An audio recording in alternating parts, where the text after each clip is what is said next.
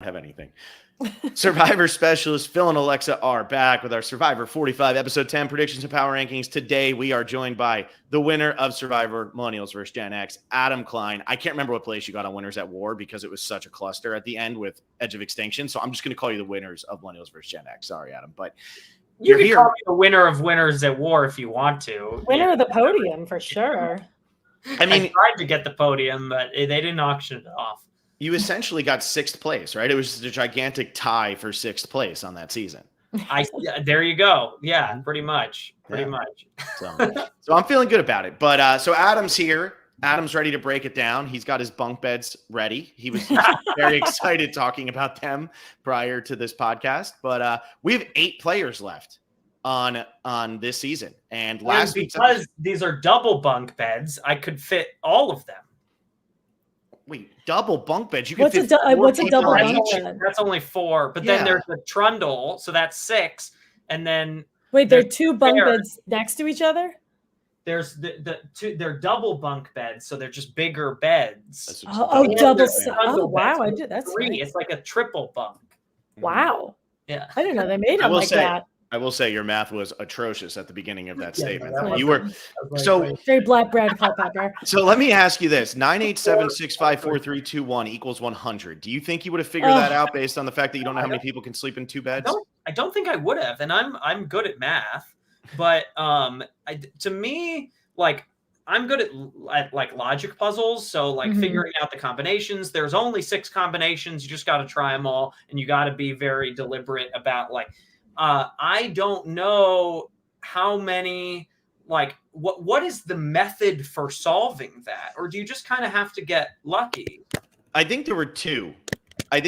One was you can't let the first number get too big because, like, so it had to be either 9 plus 87 or 98 minus 7 or 98 minus 76, right? Because if that first number, you can't have 900 options, and then there's still a lot more options. But you're automatically using one of your 4 things right off the bat. So go ahead, Alexa. I just wanted to say you're automatically using one of your things in one of those 2 spots. So yeah, I think my problem is that I probably would have just gotten stuck on doing 98 minus 76. And then at that point, like plussing too much, because it was 3 pluses and 1 minus. That 1 minus seems to make it a lot more difficult.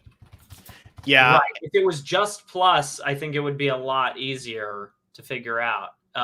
I honestly think in 3 minutes, I would have failed that. I think most people would. I was amazed that anyone got it, honestly. It was a very short, very, very short amount of time. And that thing's staring at you, too. Right now, so I think it would be interesting exercise to actually just try it and see how long it would take me. I think it would probably take over 3 minutes. And I think most people are saying, oh, so easy, probably should try it themselves as well. Yeah, definitely. I tested myself and did it while they were doing it, and I refused to look at the TV, and I figured it out about 2 seconds after the montage ended. So I hadn't looked, but I had figured it out. And I think another approach. How long was the montage? I think it was less. Definitely. Less than 3 minutes. Yeah, it was. Yeah, for sure. Yeah, definitely less. Okay. Probably less than 3. Yeah. I guess with the confessionals, maybe 2.5. But Adam, I forget what I said I had eaten that night, but I had eaten plenty. I had a very good meal. I had slept. I can't say I'd slept well. I never sleep well, but I was doing all right before I had to figure that out. I don't know. I don't get the I was hungry excuse. I've never. I mean, do you get hangry, Adam? Do you not get hangry? No, I don't get hangry. I can so easily without eating. Have I eaten today? Oh, I think I had a slice of pizza. This might be one of the many reasons why you're very good at Survivor. I don't know anyone who doesn't get angry. Yeah, no, that's a big advantage, which is why I was saying this a couple weeks ago when they did the rice stabbing thing. I was like, let it go. Let it go, baby. That's an advantage. Who needs it? Stab it again. I'm not stepping forward because I don't mind if we all starve. I'm going to starve better than you. Yeah. So wow, that is I know it's a blacklisted name essentially, but it's the Russell Hantz approach too. I just want it to be downpouring on me. I don't care. I'll just go sit in the water. Everybody else is the miserable one. I don't know if my approach is exactly the Russell approach. I know Phil. I don't think he likes that. In that small way, I mean, I guess that if it's miserable for everybody, I think I will handle it better. Mm-hmm. If it's hot, I'm in trouble. Which is funny because you live where? Las Vegas. Yeah, you live in the desert. So that's an interesting Yeah, but choice. I have an inside job. Oh, we love it. Thank goodness. Yeah, still an interesting choice. I feel bad for like the people who have to work in like construction here or whatever, like, or actually Constructing like, I live in big South sphere. Florida. It was 84 degrees today. So yeah, South I feel it. Florida is awful with the humidity and the bugs and the Imagine going to college there. It's amazing. Yeah. Couldn't do it. Anyway. Yeah. Anyway. The other so for the starving people eating a rotisserie chicken. I just want to bring up one other thing that I think will help people if they play the game. Because look, we don't really do the tell-alls anymore. And I know a lot of people before they go play Survivor listen to our tell-alls. So here is your tell-all advice, 5 minutes and 55 seconds into the Survivor 45 episode 10 predictions and power rankings. So hopefully you can find this before you go back out to play. Solving that puzzle backwards would have made it easier. Almost guaranteed. Because at the end of the puzzle, so you have to think at the end it had to be 24, right? It was 21 plus 3. Okay, that makes that a little bit easier because now you have 24 that you're working with. Can you make the first bunch of numbers add up to 76 so that you could do 76 plus 24? If you add up those, or if you do those numbers at the end and it's 32 minus 1, now you're at 31. Can you get to a point where your first bunch of numbers add up to 69? You kind of make it so that you're working with a constant, even though there's going to be 2 different constants you can have there. You're working more with a constant there than you're working if you work from it forwards because you have such higher numbers. So that's just what I think. Because you'd either be at 24 if you did 32 minus 21, you'd be at 11. Or I'm sorry, if you did 32 minus 1, you'd be at 31. So it'd be 31 or 24. And you could be 43 minus 21 if you wanted to, which would put you at 22. So can you get the numbers before those to add up to whatever number you have left? I think that's the easiest, probably the easiest. How many different possibilities are there for that last set of numbers? 3 or 4? I think there's 3 there. You could do 43 minus 21. You could do 32 minus 1. You could do 32. So there's still a lot. 32 minus 1, and then you could do 21 plus 3. You could do it that way, but at least you're working with a number that you have set in stone, because no matter how you work the beginning, you could do 98 minus 76. You don't know what you're working with, what you're going to be left with at the end. So, I mean, people at the beginning were probably doing 780 shorter. You're making the problem shorter, but now there's 4 different problems instead of 1 problem to get to 100. You have 4 problems to get to either 23 or 32 or whatever the number is that you just said. However, intern said it was the smartest thing I've ever said. So I trust him because he's pretty much NASA or something going on in his brain. I don't know what. I know we got to ask Robert, were you able to get that on time? I guess we'll find out about that. We'll find out. Yeah, by the way, he's not going to actually answer. He's like, 1 sec. But before I actually ask Adam anything about this season, I just want to throw this up because I think this is great. Nate Will says, wanted to stop in to wish Alexa the best in her future. Started watching Phil and Will in season 32 when I was in middle school, and now I'm graduating college next year. Hope that makes you feel old. Adam, that's going to make you feel old too, because you were an OG fan of this podcast. Yeah, oh my God. I also was, because the first time I ever heard about the Specialist or the Phil and Will show was, I think you came and posted on Reddit before season 32, and you teased me with an offer of winning a buff. And I was like, don't know this podcast, but I do want to win a buff. And so I entered your the boot list game, and that was for season 32, and I won the boot list game while I was playing Survivor Millennials vs. Gen X. So I came home and I won $1 million, but more importantly, I'd won a buff. Yeah, that was way more. Who needs a buff that you could have worn? This buff is so much better. I honestly, I was extremely excited about winning that buff, even after I knew that I was about to win $1 million. I was like, that is so sick that I won. So I was like, let's go. Because imagine how people are so excited. Imagine how you guys felt. Yeah. We suddenly realized that, like, wow, we might take off here. This might actually become something. And I'll never forget, man, we posted that on Survivor Sucks first. and I forget what the person's name was, Wow. but they posted, you won't even get 10 entries, you shitbag, or something like that. And it was like, that sounds yeah, like it was- Survivor sucks. it was one of the high posters there who always is putting stuff. And we ended up getting 100. And I don't remember if I did it or if I just thought it, but part of me thinks I went back and posted, hey, just want to let you know we hit the 100 that we hoped to hit. You always remember those comments at the very beginning. Like the one that I remember is when it was just 2013. And I was a senior at Stanford, and I made, please, for people trying to get on the show, know that I didn't need to do this. It didn't help then. It doesn't help now. I made a Facebook group, like, help get Adam Klein on Survivor. I like went around with like signs at Stanford. And anyway, the Stanford Daily, the newspaper, wrote an article about my efforts to try to get on the show. There was like one comment on it, and it was because Julia Landauer was on the current season, and she was a Stanford student, and it said something like, Klein doesn't have the like personality that Landauer has, like it'll never happen, and something like that. Like, funny how that worked out. We all agree with that statement. Every one of us agrees with that statement. Where is the lie? I am telling you right now, we have diehard super fans who are looking up Julia Landauer to see if this person was on American Survivor, Australian Survivor, UK Survivor. Like, no. Poor gal. I think she's doing quite well without us. Oh yeah. I think she's fine. We watched Survivor. We watched together that season, which was like the coolest thing for me because I'd never met anybody who was on the show. And she threw her birthday party like at our house before the cast came out. And then the cast came out, and I was like, no way. We started like watching the episodes together. It was so cool. Yeah, that's awesome. That's awesome. Yes, the legend. But that's great. It's so fun when you feel like you prove people wrong. There's no better feeling literally in the world. Yeah. So let's talk about the 100, and that just shows how impressive I was that season too.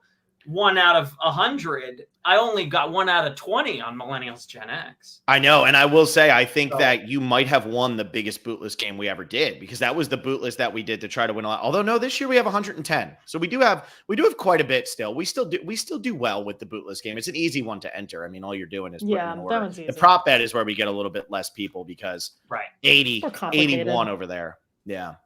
Still pretty good numbers. I'm not mad about that because we don't promote it that much. So that's pretty good. I like that. Let's talk about before we lose the interest of Dee and Bruce and Jake, who I think they have to be listening to us, right, Alexa? There's nothing else going on. Before we lose their interest, what do we think about? Jake's probably not watching the Patriots. That's for sure.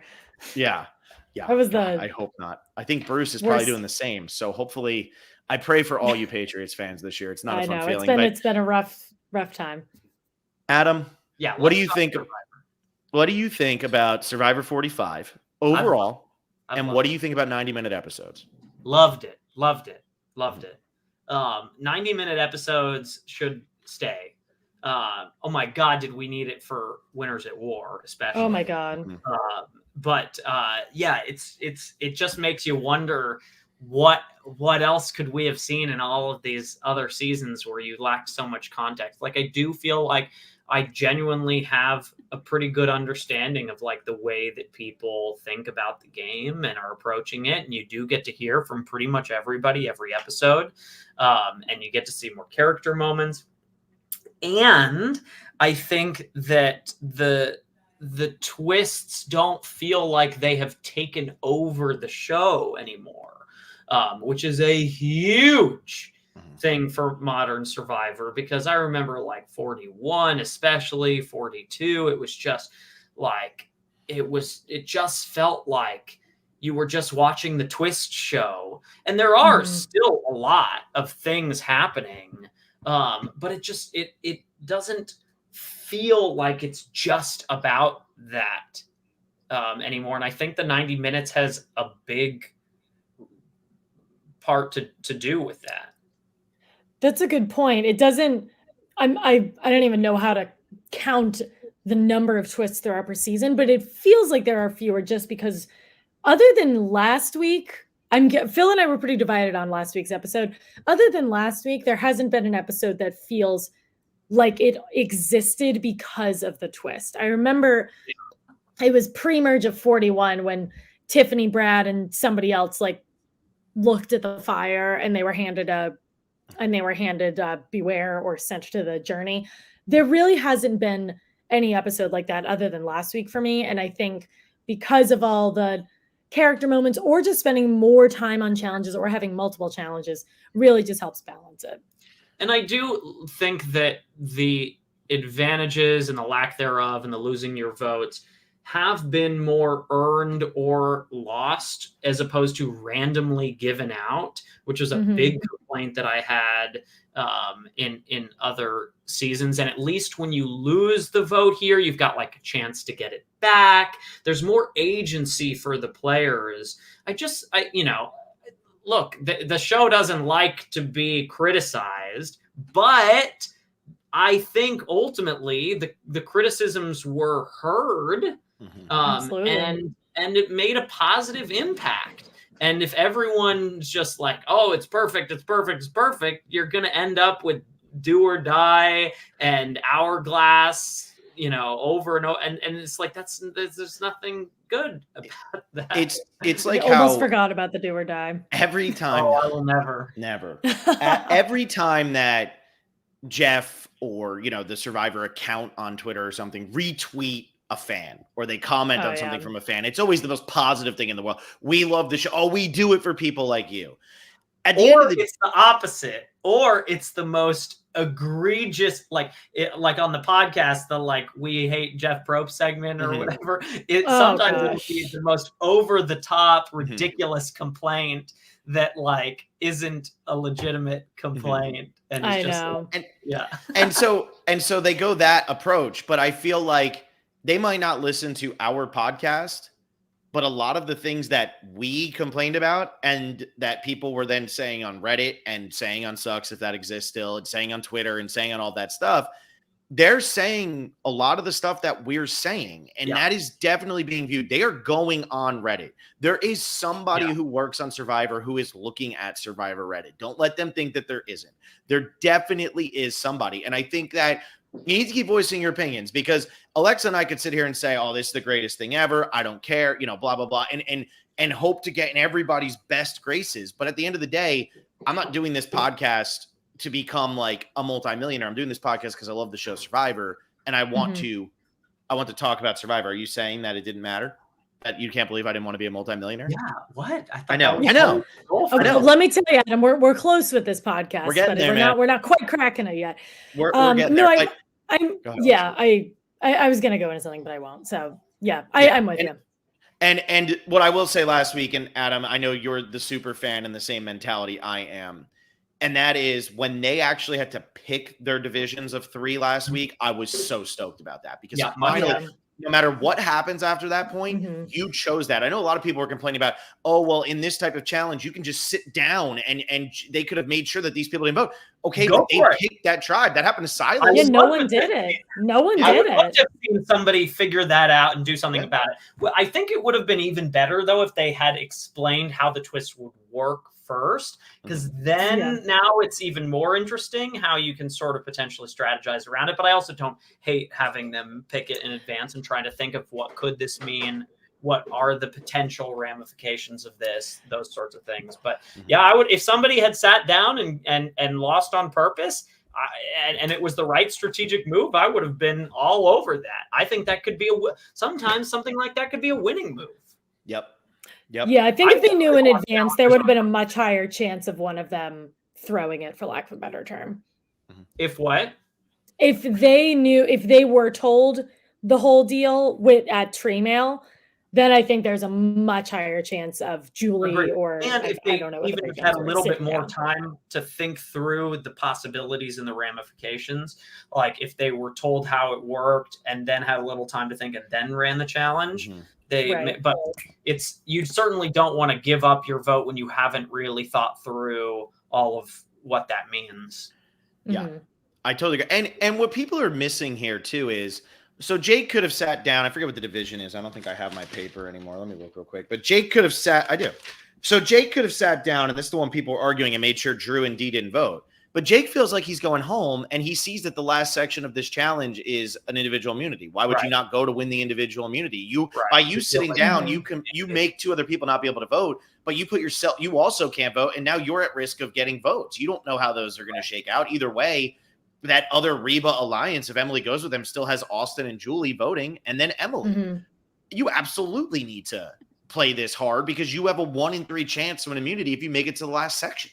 Yeah, I was thinking about the possibility of, let's say 3 did actually lose their votes, and it was 6 people voting because there were 3 Reba and 3 not Reba, if I'm remembering correctly, right?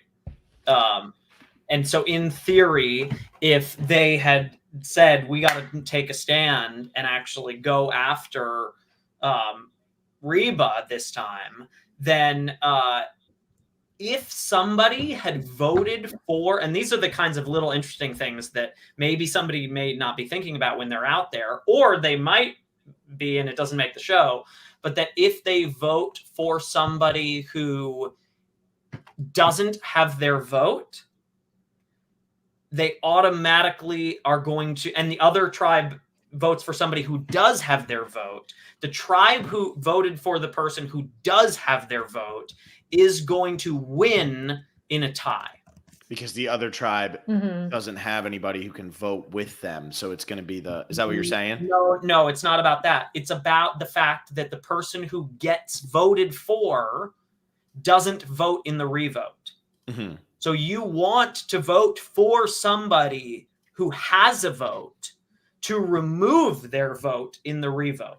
And so if one side had voted for somebody that didn't have a vote already, their vote is removed, but it's already been removed. And so now you lose in a revote. That's a good point. I like that. That's what actually made the people with votes more likely to be targeted if people were thinking through this and if they were thinking that it might result in a tie.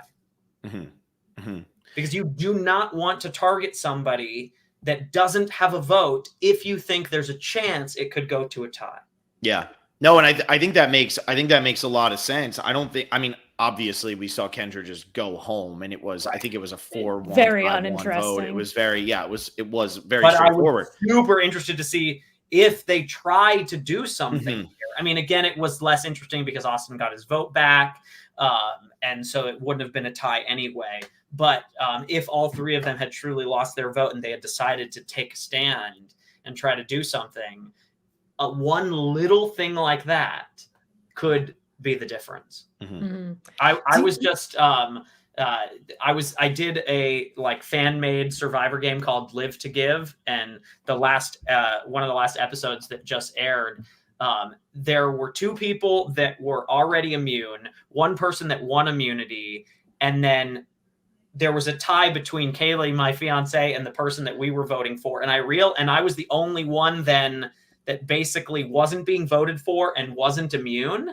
And I realized, I was like, if this goes to a tie again, I automatically go home here. So you voted out Kaylee.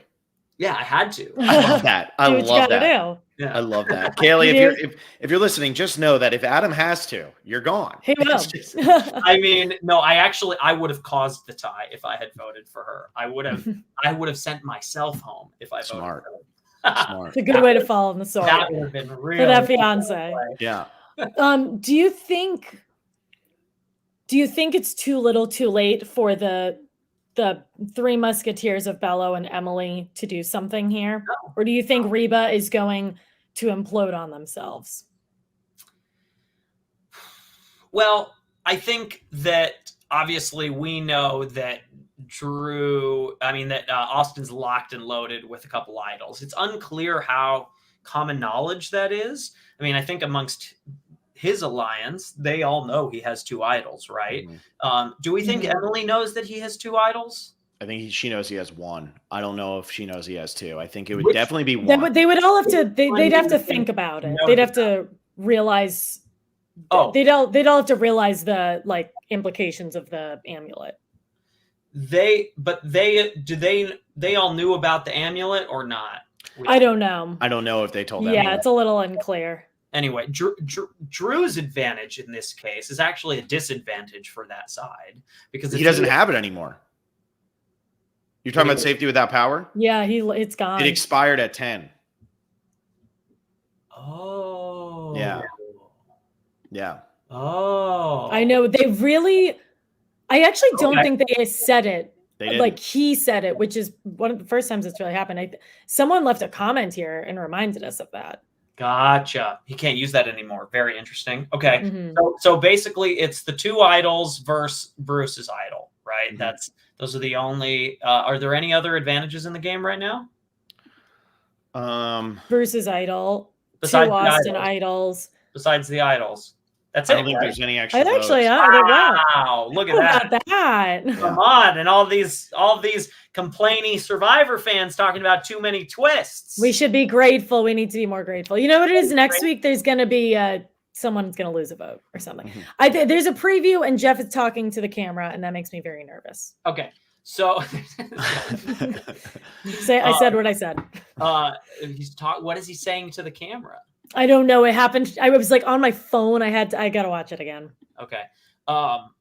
Okay. So Emily is like not an idiot, knows that if she wants to do something to break up that group, which isn't necessarily the obvious move, right? If she really believes that she has the majority alliance within that alliance and they're going to keep her around, like there's, some reason to just stay the course. But if she thinks that that's a losing proposition for her, she knows and they're all going to know that this is the last chance to do anything about it.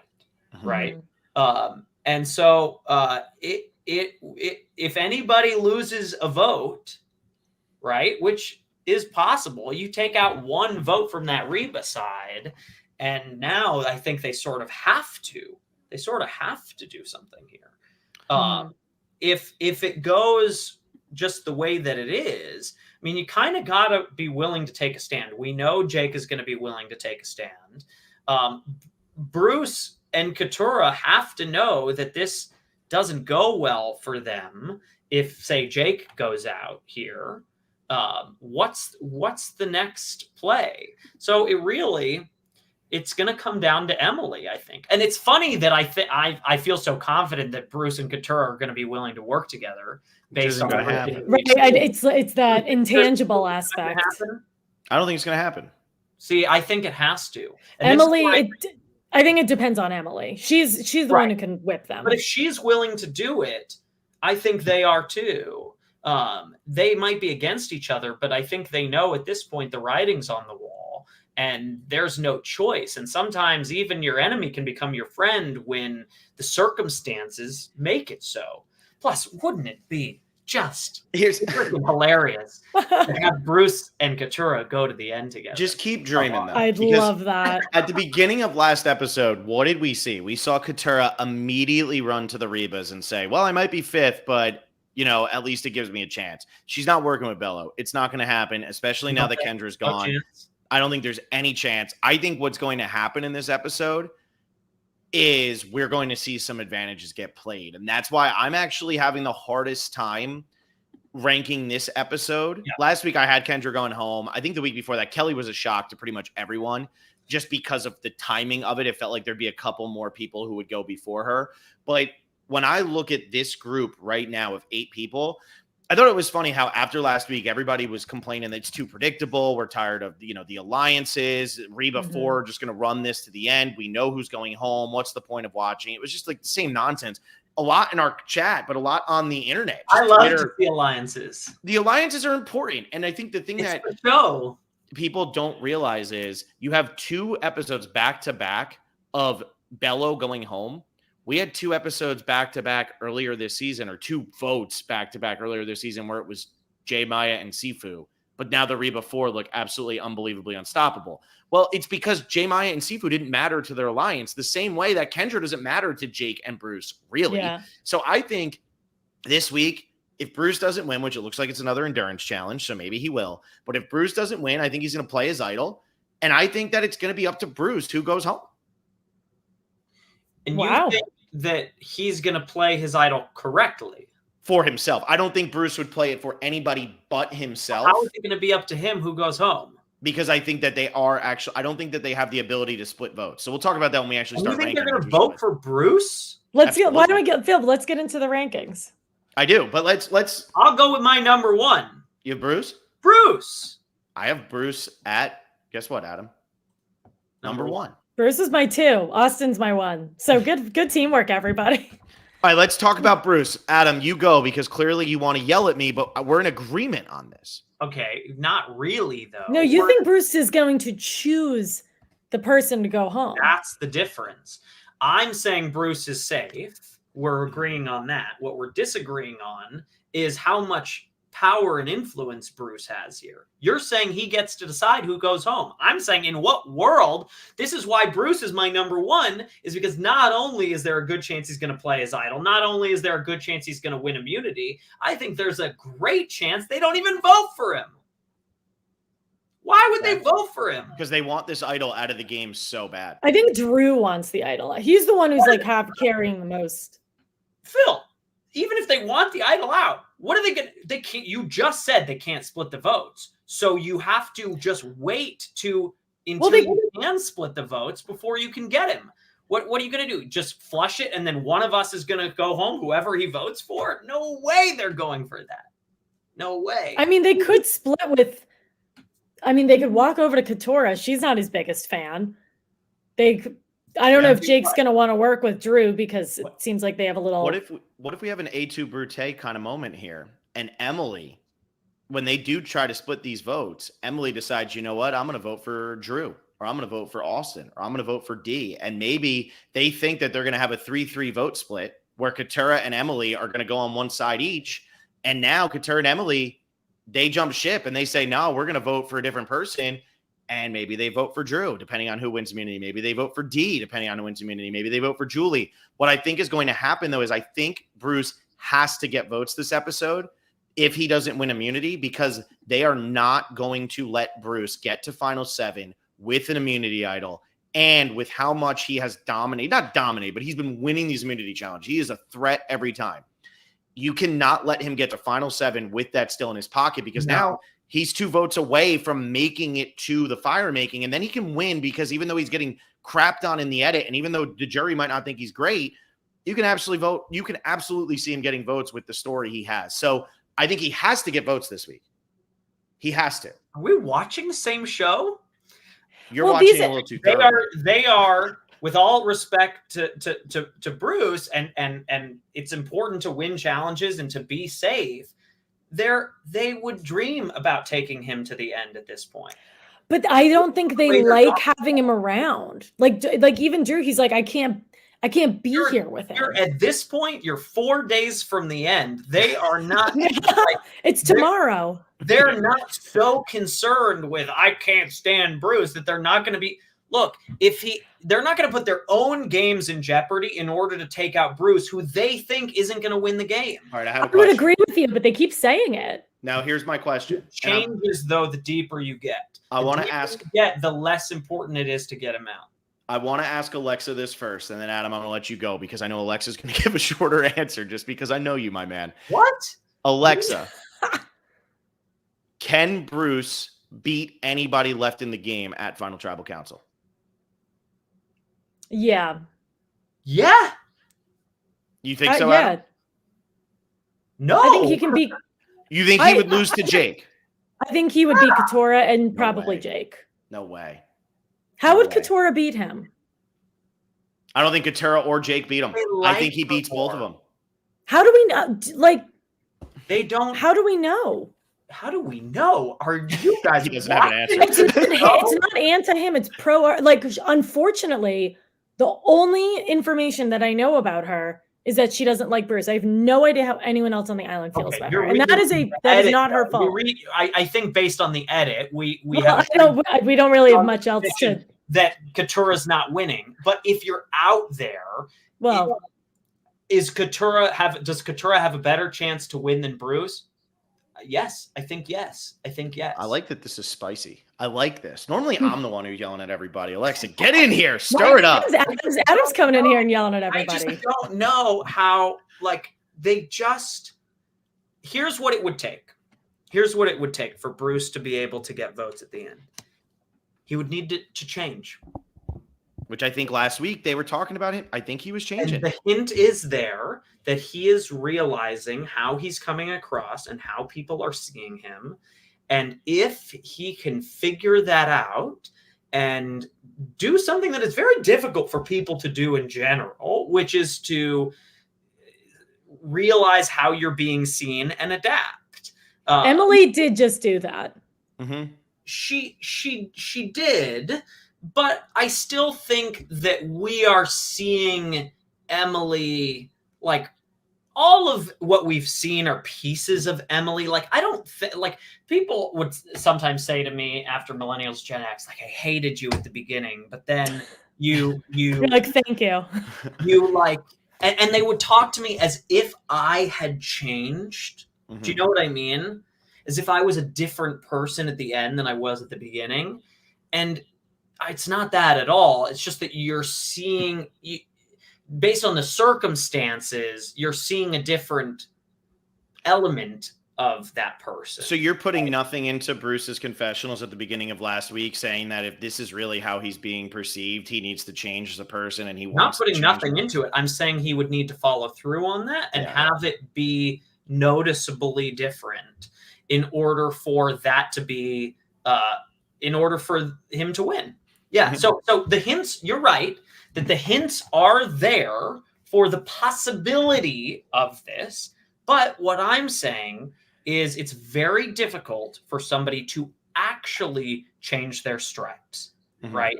We are who we are as a result of many years of our reactions to our life experiences and the people that have been in our lives. And to think that in the course of a few days, without therapy, without what, like, I mean, it's possible, but it's unlikely, I would say. I think we're saying he could. I'm not saying he will. Yeah, I'm not saying he will. No one said he will. Yeah, I think Alexa's got that 100% there.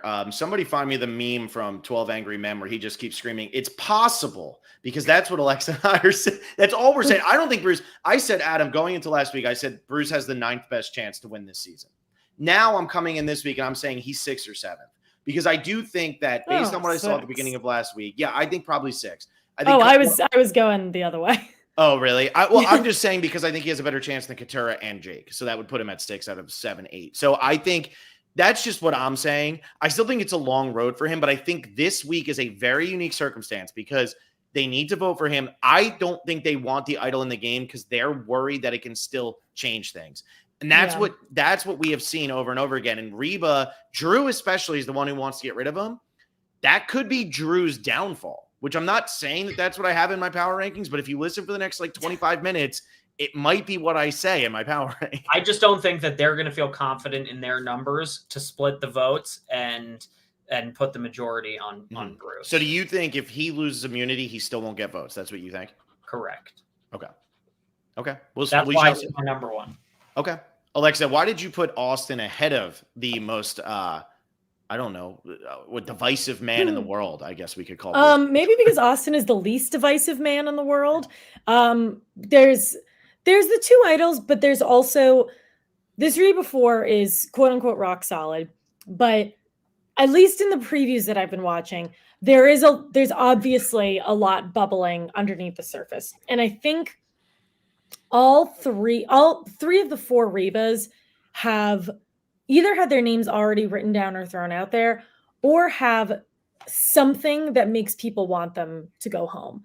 The perception that players have told us they have of Austin it's really only from Jake. And I know Jake is from the context of this, not a reliable narrator necessarily, but he thinks Austin's playing scared. We have Drew, he and Jake are antagonizing each other. You have Dee, whose name has come up before, and she's sort of seen as the leader or the head of the snake here. And Julie and Dee, for the first time, fought a little bit. And Julie and Jake are not really going to work together. If I'm going to vote for any Reba, Austin is the last one that I would vote for. And I have him at 2 because he has all the idols. So I agree with most of what you said there, and he has the idols. I think Julie's probably the least likely to be targeted out of the 4. I think that they would probably go Austin before her. But I do think at least one of Austin's idols is common knowledge to everybody on that island. Whether or not everybody has put together that he has 2, I don't know. But I know his entire alliance knows that he has 2. I know that Emily is included in that. And I'm like 95% sure Emily knows that he has 2. In terms of the Bellows, they at least know he has 1, I think, at this point. I think Kelly probably told him about the amulet. J. Maya probably brought it up. They might not realize that he found the first original one, but they know he has at least 1. I think he's a very dangerous person to vote for. I think a lot would have to go wrong for them to be able to successfully pull a blindside on him, because I think if Emily gets comfortable and wants to tell Drew things, I think Drew would go and tell Austin. And really, to get the numbers, Emily needs to feel comfortable with one of the Rebas to the point that she can tell them, and it will be successful. And I don't think that that's going to happen for the sake of getting Austin out of the game at Final 8 when Reba has the chance to take total control of the game right now. So that's why I have Austin at number 2. I also have Austin at number 2. I think that with the idols, if he has 2 of them and he's going to play them, I think it's pretty likely that one of them gets played for himself. I just have a hard time imagining them putting the votes on him, knowing that he has the idol. Yeah. And so Big Show Gano says, question for Phil and Adam, response to Phil having Austin at number 2. Have we seen enough at this in the edit about who Austin is at this point for him to win? And Adam, you can just take that. Do you think Austin can win this game at this point? Absolutely. Yeah. Mm-hmm. Yeah, Definitely. I think so. I definitely think so. I think that a lot of his, I think the critique on his edit, I suppose, would be that a lot of it is like circumstantial, right? Mm-hmm. They had to show all the stuff about the idols and the amulet and all of that. But I think you could have said the same thing about me on Millennials Gen X. Absolutely, I think it's possible. Yep. All right. He's really likable, right? He's playing a good game, and there's no reason why he couldn't. Who do you put at 3, Adam? I have Drew at 3, and this is where it gets really tricky. This whole ranking today is really tricky. I don't feel super confident about anything. But the reason why I have Drew at 3 is in part due to the sneak peek. Do we talk about sneak peeks? You can bring it up. I didn't watch it, but go ahead and bring it up. So I mean, I think Alexa mentioned something about beef with Jake. So you watched that, right? Yeah, there were like 3 of them I saw on Reddit, Right. and pretty much Drew is the center of all of them. Yeah, so Drew and Jake are kind of going to be going at it in this episode a little bit, and Jake at some point obviously has brought up Drew's name, and Drew's not happy about it, yada yada. So the reason why I think this actually puts Drew in a better spot is because if they are going to try to snipe somebody, they want to make people jumpy, right? They want to get people on edge. They want to throw people off. And so the more that they can get Drew worked up in a tizzy, thinking that it's him, whatever, actually the less likely I think it is that they're actually voting for him. Mm-hmm. So the more that they're outwardly targeting Drew, the safer I think he becomes. What is your opinion on Drew right now? Because I think he might be the most divisive character on this season. I know a lot of people are thinking he's cocky and annoying and whatever, and there's other people who absolutely love him. Where do you kind of fall in that? This may be controversial in and of itself, but if I had to, it's tough, but if I had to pick a potential winner, it might actually be Drew right now. And the reason why is because Survivor lately has liked to get really tricky with their edits. Mm-hmm. And I think having him, I think he was the first confessional, if not one of the first, to basically come out and say, I am the smartest person ever. Mhm. Everybody, what's the first reaction that everybody has? Eyes just rolling out of Flip your the face. bird, dude. Well, that guy's not winning, Mhm. right? Like, you just know anytime somebody comes in cocky like that, it's like they're done. You know what I mean? And yet, not only is he still in, everything he's talked about has pretty much gone according to plan. And if you look back at the end of the season, and he has done everything that he said he was going to do, and then you look back to that first confessional where he's like, I'm smarter than everybody else out here. You kind of have to go, what if he was? Mhm. Yeah. What if that's the story, right? The story is he knew he was smarter than everyone. He went out. He did exactly what he said he was going to do. He made all his plans happen.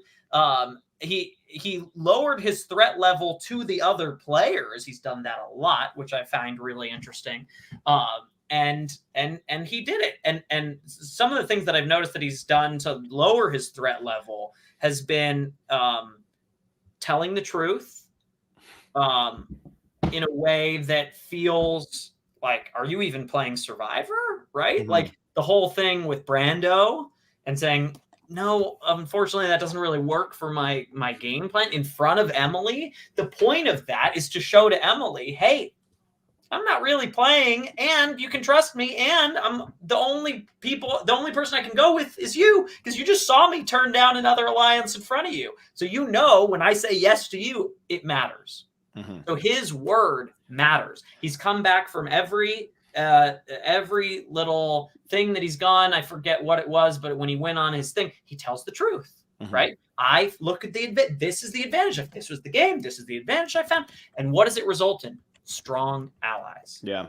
Mhm. For the first time in a while, we see an alliance, right? A real clear, sharp alliance. And part of that is because he's signaling to everybody else, I'm not with you, right?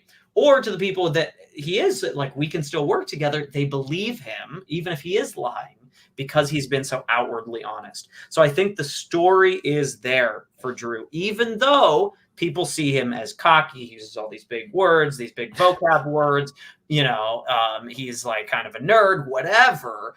There is no coronation edit anymore, Mhm. right? And who did you pick? Who did you pick when you won the bootless game back in 32? Who'd you pick to win that season? Michelle. Okay, yeah. So it's scripture. It's written. It's written in stone. I just wanted to make sure everybody It's like, understood why that. is he asking him this? Of course, I'm asking because Now we know. of course, I remember Adam's bootless, and that's how I knew he was a real winner. Was because he picked Michelle. So, But I also was I've been so wrong the last few seasons, like so confidently wrong. oh yeah, you had to text me about the Gabler thing because you thought there was no way in hell Gabler was going to win. Was that it season. Omer? Was he I was so sure that he was going to win. No, there was somebody else. I don't remember. It's all right. You're back. Tiffany. Tiffany. Yeah, that was bad. I was 1,000% sure that Tiffany was the winner. Yeah. 1,000% sure. Yeah. In our hearts. She didn't get there. All right. Well, all right. I like this pitch for Drew, who I do have Drew lower. I do have him lower. Alexa, who do you put at 3? I'm gonna put Emily at 3. I was waffling between Emily and Julie, who is my 4. Like you said, Adam, this is a really, really hard final 8. I think because it's half and half. It's like a super tight alliance, but I really do not. I think this is the week that they break, but it could be next week. This could be a soup. There could be all this drama this week, and then Katara goes home, and then next week is where it gets all spicy. But all this to say, Emily's in a dangerous position, but I actually really believe in her that she will be able to wiggle her way out of this, at least for this week. We see her talking to Bruce about pulling something against the Reba before. I think they wouldn't see it coming from Emily, and maybe she could find a way that if they do catch wind of this, she can throw Jake under the bus, because it seems very clear that Jake and Drew are beefing. So if she can keep it off of her back that she is the one instigating this, which I don't even know if she is, I think she's safe. It also really helps that she is kind of in this Reba group, at least with the 2 guys. And I think even though they just flat out rejected her wanting to get rid of, I believe it was D last week, they didn't turn around and say, let's get rid of Emily instead. They kind of just stonewalled her and left her there. So I think that keeps her safe at the very least.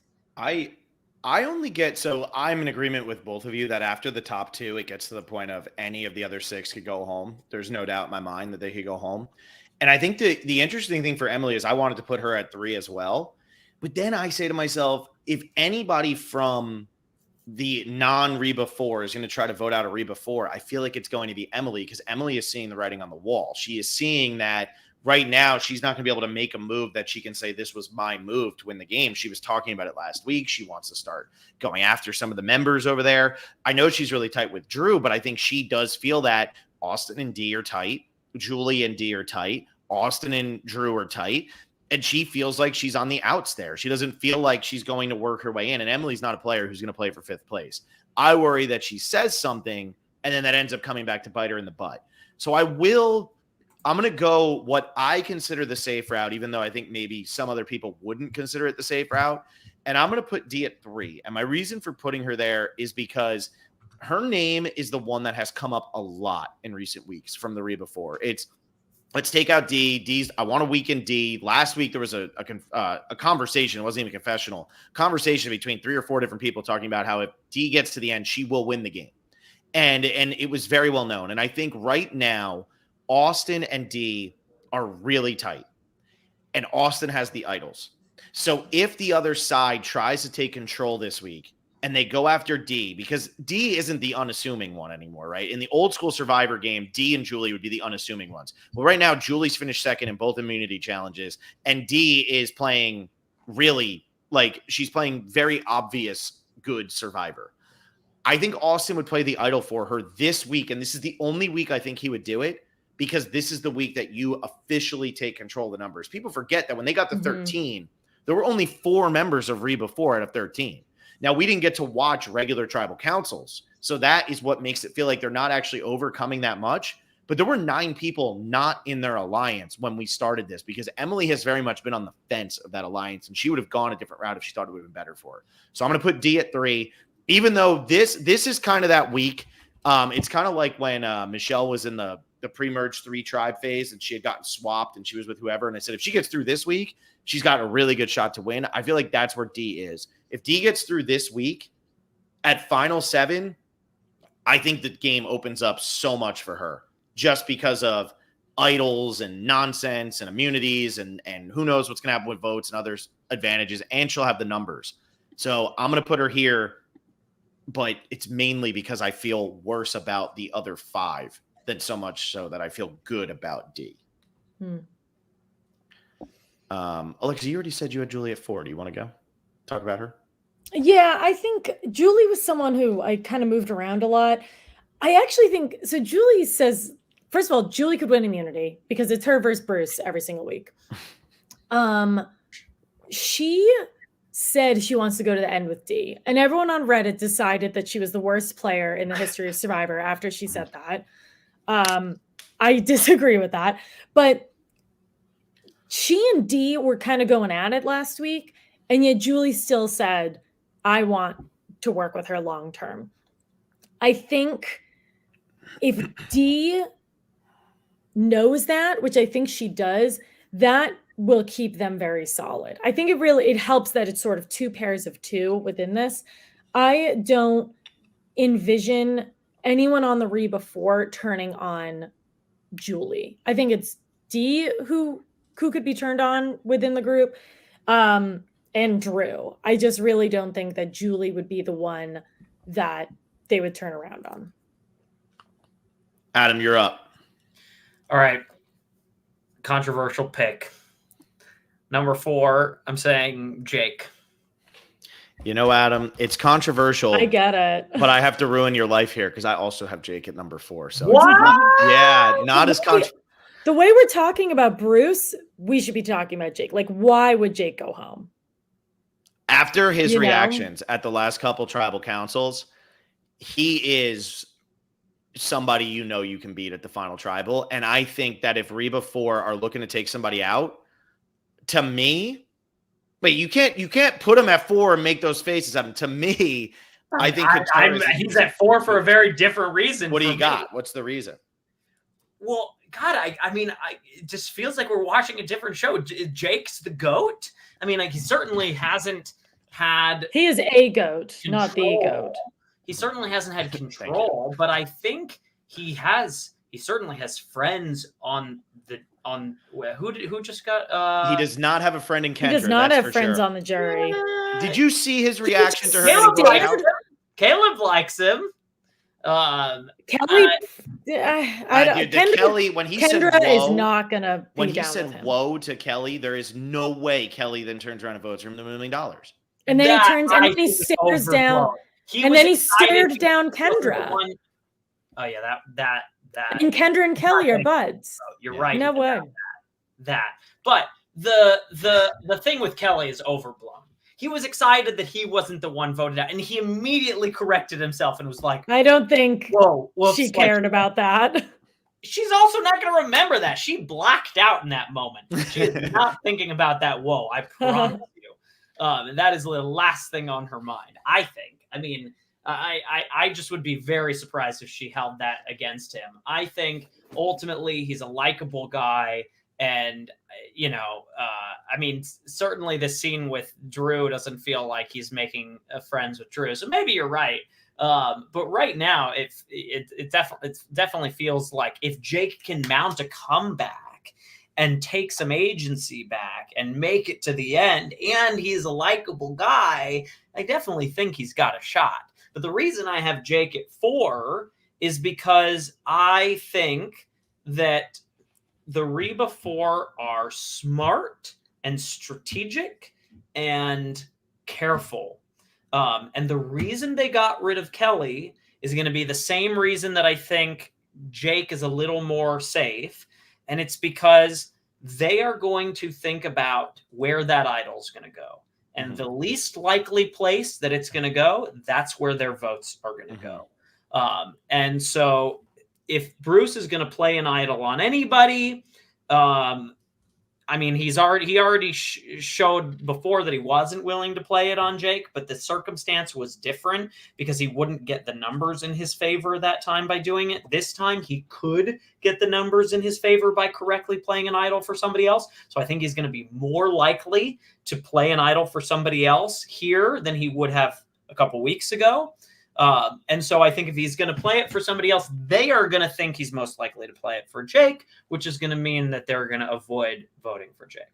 Yeah, I don't disagree with that. I just think that right now, I mean, maybe we are watching a different show. I think that Jake is, I just think that he's in a spot of, he has been playing so hard and it's been going so wrong for him that right now he's not much of a threat. The Reba 4 with Jake, none of them are threatened by Jake, in my opinion. I think they're much more threatened by Katera. Sorry if my internet's cutting out. I'm getting a little swirly. No, you're good. No, you're good. Okay. I think they're much more threatened by Katera. I think they're much more threatened by Bruce because he's got the idol and because he keeps winning immunity. So that's threatening just because he can take a spot. And I think that they're much more threatened by Emily, even at this point, because Emily's had the best story out of anybody, and they all know that story. So I think that Jake is pretty safe this week, even though a lot of people are thinking, well, this is just going to be boom, boom, boom right down the line. We're going to go to Katera, Bruce, Jake. I don't necessarily think that's the case with Jake. There was one other thing that I totally disagreed with you about, but I can't remember what it was. So you get to live to see another day. So don't worry. I totally forgot what it was. Phil's going to wake up at we found it. No, it's not even something I disagree with. I wanted to ask you guys this, and I want you both to guess. Out of the final 11 players, and I want to know, if I were to say to you, what number does Jake rank in terms of the amount of confessionals he's had on this season? What number do you think out of the final 11? So this goes back to Caleb. 3. You think he's the third highest? Adam, what do you think? I think the reason you're asking this, it must be surprising. He's got to be, maybe he's is he near the bottom? But what would you say if I wasn't if I would have said near the top. I would have said Caleb's up there, Emily's up there, Austin's up there, and then, so maybe 5. Yeah, so Jake has the second least. The only one with less is Julie.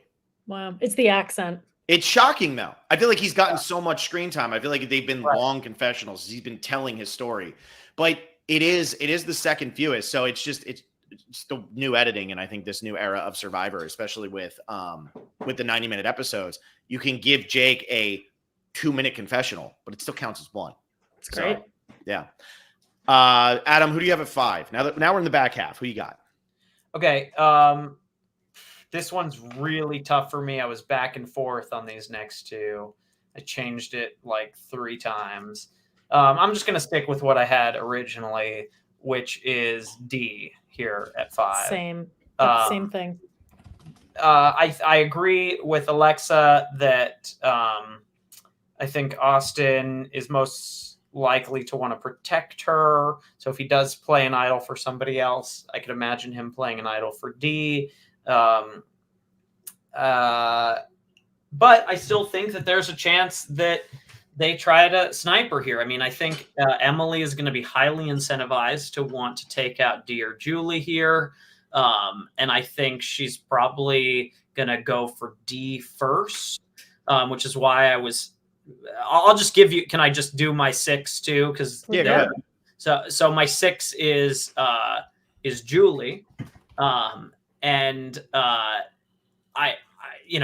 wasn't sure because I do think that the votes would maybe be more likely to go on Julie because they think that there's maybe less of a chance that she's getting an idol played for her. But I think the incentive for somebody like Emily is actually to vote out D more so than Julie potentially. So I kept kind of going back and forth. I also think that Julie could be a surprise winner as well. I actually, she's up there as one of the people that I think is the most likely to win. I think that the whole thing about I'm willing to go to the end with D is really interesting. But if something changes that allows her to open up a little bit more, we could see her make a surprising move like voting out D. And I think that this last time she didn't get her way, right? She did not. She wanted Jake. She wanted Jake, right? And so if they keep going down this route of not giving Julie exactly what she wants, because who did want it was D. D got what she wanted, right? D wanted Kendra so bad. D wanted Kendra. Julie wanted Jake. D got what she wanted. Julie didn't. This could be important because this may change the way that Julie sees her relationship with D. She was saying, I am willing to go to the end with D, but why would they show us that if she actually goes to the end with D? Mm-hmm. It's more interesting if they show her saying that and meaning it, and then things change based on the circumstances, based on them maybe not listening to her, it not going the way that she wants, her feeling like she needs to take some agency in the game. And so she could ultimately make a move against D and win the game. So so I have Julie lower for this particular vote because I think D's more likely to be saved and Julie's more likely to be voted for. But in general, I see Julie as a more likely long-term pick and a more likely winner. And Michael Carroll asked this, and I think this is something that's been lost a little bit in the mix here. Did Julie give the idol back to Austin? Because Austin gave her the one idol. I forgot about that. And I don't think they did, right? Yet. They haven't shown that. This could be the moment, potentially. I mean, she could, in theory, use that to cement her place in the game and take a stab at one of her allies. Yeah, that would lose her all the Reba jury votes, though. But maybe it's not this week. Maybe it's in the future. Maybe it's at final 6, and then they have to say, you know what, we didn't think you had it in you. I mean, at that point, it's almost a respect thing. So yeah. And since Austin has 2, he's probably like, I'll find that, whatever about the other one. And I have Julie at number 5, and I think Julie's just in the worst spot that anybody can be in, and that's being the oldest woman on a Survivor season. It just is. It's annoying to say, but it's true. You are always going to be viewed a certain way. Now you're viewed as an underdog right off the bat, so that can help you because now you can overcome that. But I do feel like no matter what happens with her and D, people are going to see her as the follower to D, or her as the follower to Austin, or her as the follower to Drew. Unless she does something nuts. And I think that's where Julie's going to realize, because Julie didn't go out there to finish second place either. No. Same way Emily didn't go to finish fifth. She didn't go to finish second. She wants to win. So if an opportunity presents itself, she'll figure it out. Maybe she gives the idol to Austin or gives it to D or something, or wants to wait and see. Guys, why do I need to give it right back to Austin? What if I find that I'm in danger? I want to build trust with you guys. And then she uses it to save somebody later in the episode. We don't know. But Julie is an interesting one for me because we're seeing consistent content from her. We're seeing her get stuff. She's in the dominant alliance, but she, for the first time this season, didn't get what she wanted last week. How will that change her perspective? So I put her at 5. And my reason is similar to the reason I have her in the back half is similar to why I have Emily in the back half, which Emily is my number 6. And that is, I just get concerned that maybe they start to realize they're not playing the winning game they thought they were playing. And therefore they start to try to make moves and other people catch wind of their moves and then turn around and vote them out. So I'm putting Julie at 5 because I think it's less likely for it to happen to her. And I'm putting Emily at 6 because, man, you have to be knowing that Emily is going to most likely win if she sits next to you because everybody hated her on day 1. And now she is playing solid Survivor. So when Emily is making people cry because of her story and because of like her frustrations, that is an insane change of character, a character arc. It's just a great one. So yeah, I worry for her as we get a little bit closer here. Maybe the Reba 4 says, you know what, if we get rid of Emily, we've gotten rid of the only wild card left in this game. So I put her at number 6. Which brings up Alexa. Alexa, who you have at 6? I have Jake at number 6. I think he is a gigantic goat, unfortunately for him. But it's sort of like what we were talking about with Bruce really, really early on. He is in this balance of he is a goat, but I don't know if I'm putting too much stock in this fight between him and Drew, but he is not like falling apart. Like we saw Romeo just kind of like disappear. We saw Troyzan kind of disappear.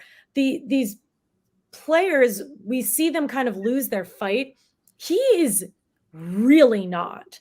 And that is great and admirable. And it's what I want to watch. And it makes me want him to win. But for the players who are probably starting to write him off, I assume that is very, very bothersome to them. So that is still why I have him low. He does. I can't even say he really is an ally. Like I guess him and Bruce are close, but I still am very nervous for him. All right, Adam, we're gonna make you go last. So yeah, we share a common denominator. Yes, we all share the common denominator of Katurah here. So Adam, you're gonna be kind of the one who either breaks the tie or helps us all come to a general consensus here. Okay. I do have Katurah at 8. But part of me really feels like this is going to be the wildest and, wildest. Because I think the Kelly blindside might be the best blindside we've seen other than probably when Cody went home. That was epic. But this might be the best pure blindside because even as viewers, we were all latched on to Kelly much more than we were latched on to Cody. It was pretty clear that Jesse would go further than Cody. Maybe they would just both go to the final 3. It was pretty surprising to see Kelly go home at 10 right after we lost Caleb. So I put Katurah at 8 and I'm putting Drew at 7 because something tells me that just something is going to happen this week where idlers are going to come into play. Somebody random is going to win immunity. Maybe even a Reba member wins immunity. And Bello, this is their last chance to work together in any way. But maybe there is a vote split that happens. Maybe Drew overthinks himself out of this game. I think Drew is an unbelievably smart guy, but it would be very fitting if his downfall was the fact that he is such a smart guy. So I'm going to put Drew at 7 and say it's still going to be Katurah. But if Katurah doesn't go home this week, I really, really, really believe that Drew is the one who is in the most trouble because he is threatening. If Emily feels like she's being cut out of the conversation, she might have to turn on him, might not have a choice. I don't feel like Katurah has a relationship with him. I don't feel like Bruce has a relationship with him. I don't feel like Jake has a relationship with him. And I feel like Dee and Julie would be willing to get rid of Drew. Maybe not this week, but I don't think that they'd be willing to sacrifice anything for Drew in this game because he is still so close with Austin. And there were days that the two of them were separated from Drew and Austin. So Couture is the easy one. I don't feel like I need to explain why I have Couture at the bottom. But Drew at 7, I am concerned that this would be the week that he gets, a random vote out. And I think he'd be super, as much as it would frustrate him, I think he'd be one of the people who'd be super stoked to go home in a crazy tribal council. So I have him at 7, Couture at 8. Alexa, what do you got? I'll take the opposite just for the drama, but I think I feel similarly about Couture. I think her own quote unquote allies are also not her allies. What's interesting about her dynamic is that she like was selling herself to the Reba group. Like we see her talking to, I think it's Drew and Julie, maybe. There is some form of relationship there, but I think the Reba 4 is just so solid that we don't see anything forming. With Drew, I agree with everything you said, Phil. This is pretty far-fetched, but Dee and Austin are very close, and we aren't being told that, but we are being shown that. And it came up a little bit last week. I'm seeing it a little bit in the previews, and I don't know if this would actually happen, but I think if it came down right now, if Austin had to pick Dee or Drew, I could see that switching, and I could see him saying, you know what, Drew is a gigantic threat. I want to keep playing with Dee. I'm willing to get rid of Drew and either not give him an idol or work with Emily to vote him out. So he is the one who has, his name is out there a lot, but I think it's out there for a reason. So I'll put Couture at 7 and Drew at 8 so that Adam gets to kind of break our tie, even though he said Drew. So I'm curious to see if he'll go Couture at the bottom here or Emily, because Alexa, you were pretty high on Emily. I had her at 6. So Adam, drum roll, please. We have what her do you all got? over. Yeah, what did you have, Alexa? Emily at 3? Mm-hmm. I did have Emily at 3, yes. So this is fun. She's all over the map. I have Emily at 8. There it is. And the reason I have Emily at 8 is because it's everything I've already said. If I am the Reba 4, and I think this Reba 4 is calculated, I think they are smart, I think they are strategic, and I think that they are aligned, the 4 of them, right?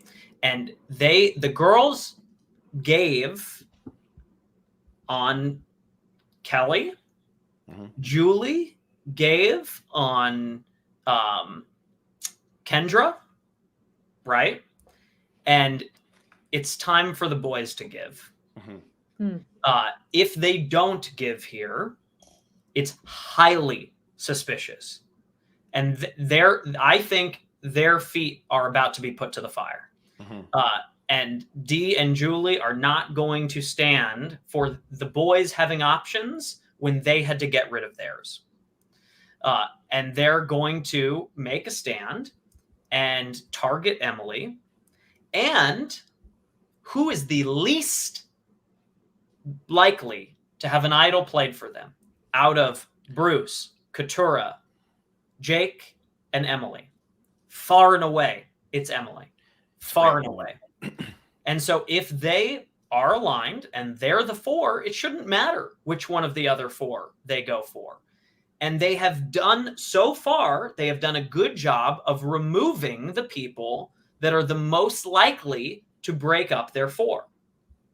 Who is the most likely to break up their 4?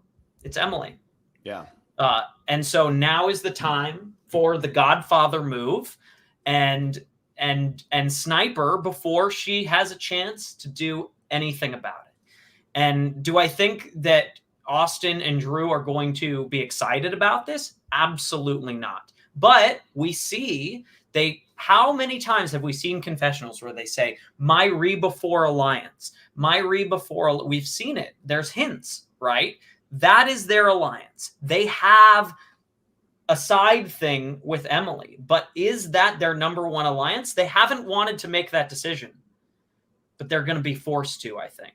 And La Morena says the previews show Emily about to make a power shot. If she Yeah. tries to make that Bingo. move, it becomes a Bingo. lot easier to take her out. Bingo. She knows this is where it's all going to culminate. She knows she has to take a stand. And she knows that this might be the last opportunity left. But this 4, she says it herself in the preview. I don't know that Bruce, Katurah, and Jake can all work together. Is this a tight-lipped ship? It's not, right? And so if she has the cojones to do something here, which I believe that she does, what are the chances that it slips, right? Katurah has shown herself to be willing to leak information and go back to Reba, right? And it very well could happen here again. So Emily could decide to make a move. She thinks she's blindsiding them, and they blindside her. And Bruce still plays his idol. Yeah. Could happen. Bingo. It seriously could happen. Yeah. They flush the idol. Maybe Bruce even plays it for Katurah. We could only hope. Never gonna happen, Adam. It's possible. If Bruce and Emily, and if they all figure out that we have to make a stand, okay, Bruce is never going to play his idol for Katurah. Let's play it for Katurah. But they realize who he's really never going to play it for is Emily. Yeah. I have Katurah at 7 because I think that if they don't pull off a move like this, I think they're going to think that Bruce is the least likely to play the idol for Katurah. They also have a similar thing with Katurah where Katurah kind of thinks she's in good with them, right? And I think they want to remove possibilities for any of them to betray each other. They are saying, they're looking at each other saying, how do the 4 of us actually go to the end together? How do we do this without us turning on each other? The easiest way is to take out the option to do so. And the option being Emily here, because Katurah is willing to work with the Reba 4, but she had the weird confessional last week of, I know I'm their 5th, but that's okay because it's going to get me further in the game, or whatever her exact statement was. She's probably looking at it as, can I get to 5 and then be the 3rd in a group of 2 there, which is a smart move. I just don't think she can. And I think that the Reba 4 have so little of a relationship with Katurah that that'll put her at 5th. So she's less threatening to keep around. Whereas Emily, if you let her get to 5, Drew and Austin are going to be making decisions. And you don't want them making a decision there of maybe we should go with Emily. Maybe we have a better chance in this spot. All right. We did that in an hour 17. I know we said an hour 15. But Not bad. And also, I like how it's not often that we have someone who also is either a power player or a main character in such different spots. So I think that'll make this Emily is really key here, right? Yeah. If she is willing to flip, it sets up some interesting scenarios where she could successfully flip, she could unsuccessfully flip, and she could get sniped herself. Yep. Yeah. Who do you think is going to win? I know you talked about Drew earlier. Is that your winner pick right now? Yeah, I think Drew, I see arguments for both Drew and Julie, more so than anybody else, I think. But I'm going to go with Drew right now. Gotcha. I think. I like it. But Julie, I've got my eye on Julie as well. All right. I like Drew it. or Julie potentially. What do you guys think? I've been on the D train since the beginning. I'm not getting off. You really have. The D train could be the Drew train as well. It could. I know it could be. D-double-E train. Here we go. I like you picking Drew and kind of Julie because no one is picking them, so that automatically makes me like it a little bit more. But there's so much to be said about when a player is right. And he has been right pretty much from the start. No matter what you feel about it, you may feel he's too right. cocky. People don't like it. Yeah. But if he's cocky for a reason, that's also an interesting story. I agree with you. I do. I might just say Bruce is the winner so that Adam has an aneurysm live on camera. A meltdown on camera. We can't do this. No. Wait, so is that your pick, Alexa? You said you like that, but what? Oh, I was gonna say it was like Bruce is not my pick. No, So no, I can't. I will not take the the, fight. the Drew. I know. I was on the Kelly train along with the rest of America. And I now- think. I don't know. As of right now, I think Austin could win because I think he is. He has this balance of no one is gunning for him, and he is quote unquote not intimidating, but he really should be. Right. And that is a really good position to be I like in. that we have 4 different answers here. Mm-hmm. Yeah. I see an argument for everybody at this point, except for Katura and I know, Adam, you're going to disagree, and Jake. Those are the only 2 that I really don't see an argument for now. Not Bruce. I didn't see one for Bruce. I didn't see one for Bruce, but at this point, if it's a Bello final 3, I actually do think Bruce would win. Come on. So, Come on. I know. Don't act like that wouldn't make you so stoked as a Survivor my fan. God, When Gabler won, you went out of your mind. But it would it's in part because of what would have to happen in order to get there. If that happens, we're about to see some amazing television of somebody truly embrace feedback and change. Yeah. And I think that would be really compelling. Yeah. It really would. All right, Adam, give us your deal here. What do you got? What do you got before we wrap up with our become a patron and all that stuff? What's your shtick to end on? Well, I as of today, and I swear I didn't plan this on purpose, but it is Cyber Monday. Sure hour and a is. half here on the East Coast. But so I'm running my Cyber Monday deal, which is kind of my end of year sale because I go from Cyber Monday through the end of the year with this sale. It's a 6-week. Yeah, if you're watching this 3 weeks later, the sale is still on. I'm doing 10% off of all of my packages. And for those who don't know, I'm talking about I do casting coaching for reality television. I think probably most people are aware of that by now who are this deep into this podcast. But 10% off all of my packages, 20% off of a video review session. And for the video review session, if you book it by December 1st, by the end of the day on December 1st, so the end of this week, I'm also including the ongoing coaching that I normally only include with my packages for just a single video review session, and in addition to the 20% off. But the prices will remain through the end of the year. The only caveat is that all of the sessions that are part of the promotional packages or sessions have to be used by January 10th. But other than that, it's the same. Where do people find it? AdamKlein.com/casting. There you go. Love it. Fantastic. Happy And Cyber Monday. Always keep my work with clients confidential.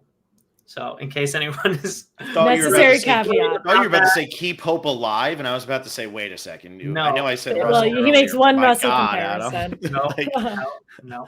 Confidential, personalized casting coaching. I love that. Well, for those of you who are listening, if it's the first night of Hanukkah, if it's Christmas Eve, if it's New Year's Eve, don't forget it is still Cyber Monday in Adam's world. So make sure AdamKlein.com/casting. But if you book on December 31st, you only have 10 days to use those sessions. That's a very good point. Phil, Alexa, what are we doing? Patreon.com/survivor specialist. It's actually, so I knew this, but then I found out really even more in depth today. I know a lot of people, they like to do the month to month and everything, but if you have like a Survivor fan friend who you're trying to convince to listen to our podcast more and more, it actually, if you get them a year of Patreon access, it does give you 10% off automatically.